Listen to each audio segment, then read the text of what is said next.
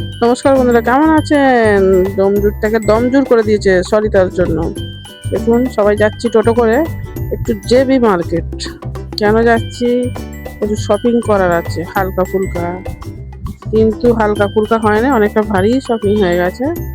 কেন আমি জানি আমি আর আসতে পারবো না এই জায়গায় এত গরমে, তাই যতটা পেরেছি কিনে নেওয়া হয়ে গেছে। যেগুলো বলবে মেলে না খুব একটা, সেইগুলো আমরা কিনে নিয়েছি।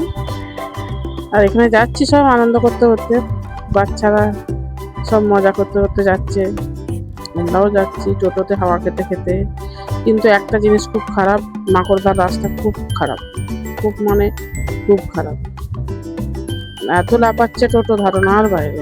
চলবে, চলো এনজয় করতে করতে সবাই মিলে যাওয়া হোক, দেবী মার্কেটে ঢোকা হোক। কিরম কি আছে না আছে দেখি, অনেকদিন যাইনি, বৃষ্টিও হচ্ছে মাঝে মাঝে, কাদাও হয়ে আছে। চলবে, ডিঙে ডিঙে যাবো, সবাই চলো আমার সাথে। এই যে টোটোওয়ালা যেতে চাইছে না, নিয়ে গেছি জোর করে, ঢুকে পড়লাম মার্কেটে। বাচ্চারা যাচ্ছে সামনে, দিদিরা যাচ্ছে। বাচ্চাদের কেন দেখছে কি জানি বারবার সবাই, পেছন করে দুজনে হয়তো সেম ড্রেস পরেছে, ওই জন্য দেখছে, জানি না। মার্কেটে ঢুকেছি, কি ঠান্ডা ভাইরে ভাই, এরম গরম জীবনে দেখিনি কোনোদিন আমি। ওরা তো দূর কি কথা, আমি নিজেই পেরেশান হয়ে গেছি। নাইটিটা ভালো লাগছে না? এবার ইচ্ছা ছিল, নেওয়া হলো না। ওরা নাইটি ছেড়ে শাড়ির দিকে ঢুকে পড়েছে, তো বললাম নাইটিটা দেখলো না। শাড়িগুলো দেখুন তো, মস্ত লাগছে না?